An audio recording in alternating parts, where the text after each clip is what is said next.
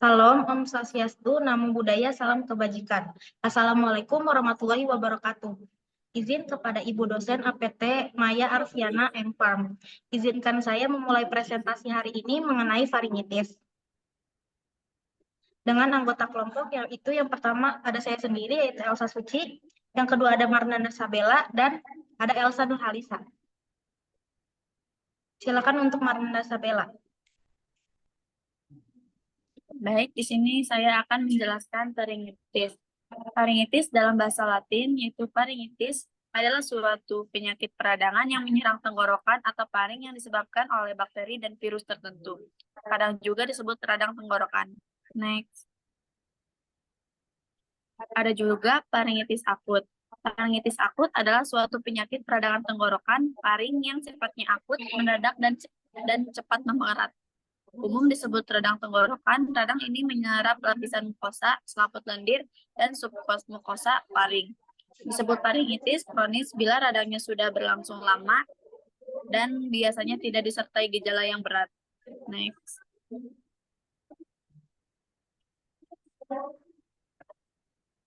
Selanjutnya ada etiologi.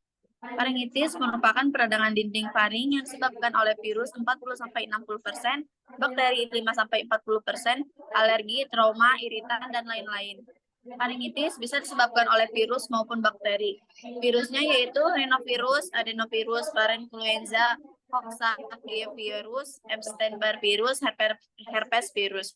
Bakterinya yaitu Streptococcus B hemolyticus grup A, Chlamydia Corynebacterium difteria, Haemophilus influenza, Neisseria gonorrhoeae. Jamur yaitu Candida jarang terjadi kecuali pada penderita imunokompromis, yaitu mereka dengan HIV dan AIDS. Iritasi makanan yang merangsang sering merupakan faktor pencetus atau yang memperberat. Next.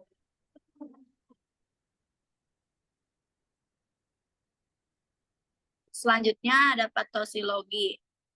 Pada faringitis yang disebabkan infeksi, bakteri ataupun virus dapat secara langsung menginvasi mukosa faring dan akan menyebabkan respon inflamasi lokal.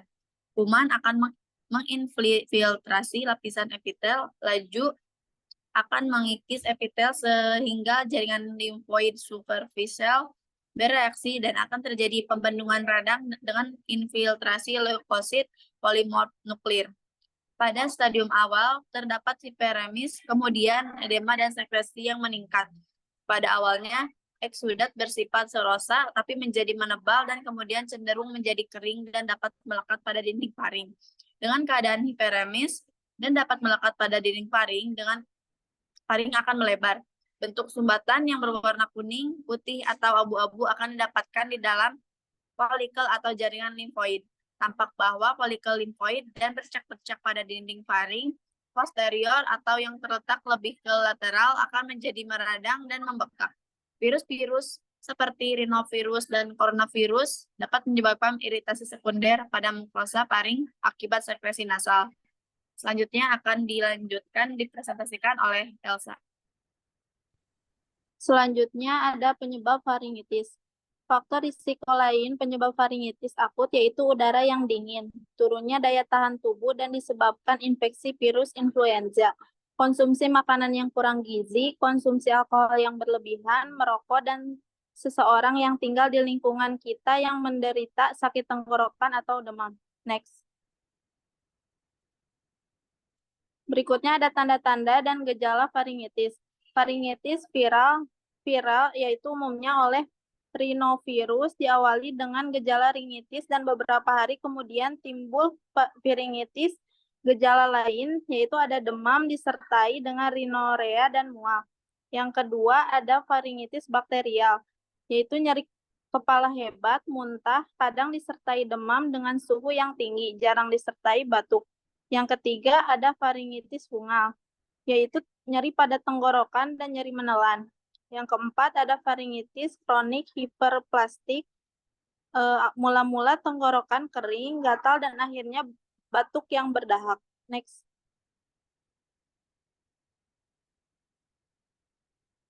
Yang kelima ada faringitis atrofi, umumnya tenggorokan kering dan tebal.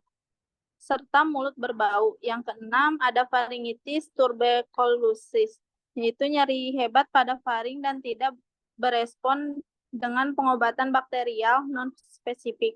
Yang terakhir ada bila dicurigai faringitis, gonorea atau faringitis fluetica dinyatakan riwayat hubungan seksual. Next. Berikutnya ada tata laksana terapi faringitis. Infeksi atau peradangan di daerah faring atau tenggorokan. Faring adalah saluran yang menghubungkan hidung dan mulut menuju paru-paru. Melalui anamnesis dan pemeriksaan fisik, diagnosis faringitis akut dapat ditegakkan dengan melihat gejala-gejala dan riwayat pasien. Karakteristik dari faringitis akibat bakteri, virus, dan jamur juga dapat dijadikan dasar dalam menentukan etiologi faringitis. Penyebab terbanyak faringitis bakteri adalah bakteri gas atau grup A Streptococcus.